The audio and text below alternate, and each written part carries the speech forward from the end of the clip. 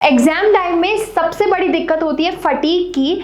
मतलब हम पढ़ते हैं, फिर हमें हमारा मोटिवेशन जो है वो एक दिन रहता है, दूसरे दिन वो डिक्रीज हो जाता है 10%, तीसरे दिन हमारा मोटिवेशन आ जाता है 40-50% पे, एंड चौथे पांचवें दिन तक हम लीस्ट बॉदर्ड हो जाते हैं एग्जाम्स के बारे में and go with the flow करते हैं हम, फिर कोप अप भी नहीं कर पाते एग्जाम्स के साथ एंड लास्ट के एग्जाम्स हम ऐसे ही निकाल देते हैं। बट क्या ये तरीका तुम्हारी बोर्ड प्रैक्टिस के लिए इनफ है? क्या इतना अमाउंट ऑफ मोटिवेशन तुम्हें हेल्प करेगा आगे जाने में? आइए देखते हैं इस वीडियो में।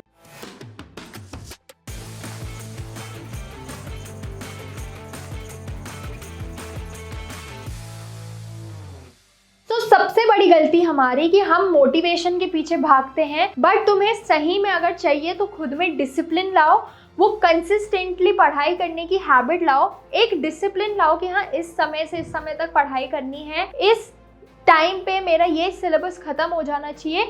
एंड वही हमारा फर्स्ट पॉइंट है कि हमारे पास एक स्टडी स्केड्यूल क्रिएटेड रहना चाहिए। तुम्हारी सबसे बड़ी गलती, तुम स्कूल से आके सो जाते हो, एक दिन सोगे, दूसरे दिन नहीं सोगे, तीसरे दिन कहीं घूमने निकल गए, ट्यूशन बोला आज 6 बजे का टाइम है, कल 4 पहुंच जाता हूँ, घूमने जाना है। तो डिस्ट्रैक्शन बहुत ज़्यादा है। तुम्हारी बॉडी एक ना, हमारी जो बॉडी की एक जो कार्डमिक रिदम होती है वो फ्लो में नहीं आ पा रही। तुम्हारे पास एक टाइम सेट नहीं है चीज़ों का, जिसकी वजह से तुम सेल्फ स्टडी को भी नहीं समझ पा रहे हो। एंड यही चीज़ हमें चेंज करनी है with creating a proper study schedule.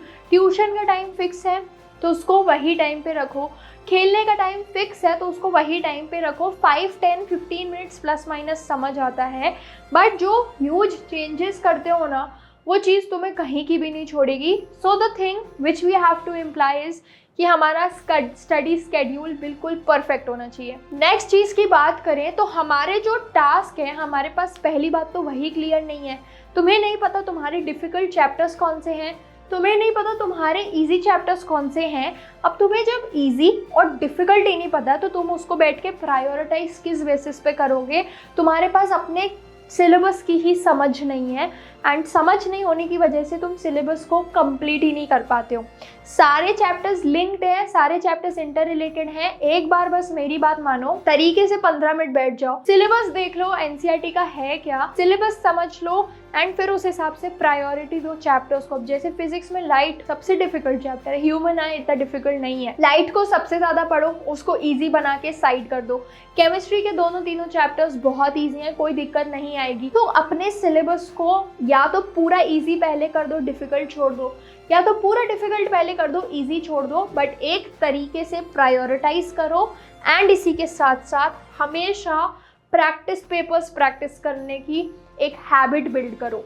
बहुत बार क्या है कि हमें एग्जाम का पैटर्न ही नहीं पता, एमसीक्यू कितने होंगे, असर्शन रीजनिंग कितने होंगे, केस बेस कितने होंगे, हम ऐसे ही पहुंच जाते हैं एग्जाम हॉल में कि हाँ हो जाएगा, कर लेंगे, जय माता दी करके कर लेंगे, बट ये हेल्प नहीं करेगा। तुम्हें एक प्रॉपर प्रैक्टिस होनी चाहिए वो एग्ज़ाम एनवायरनमेंट टॉलरेट करने की।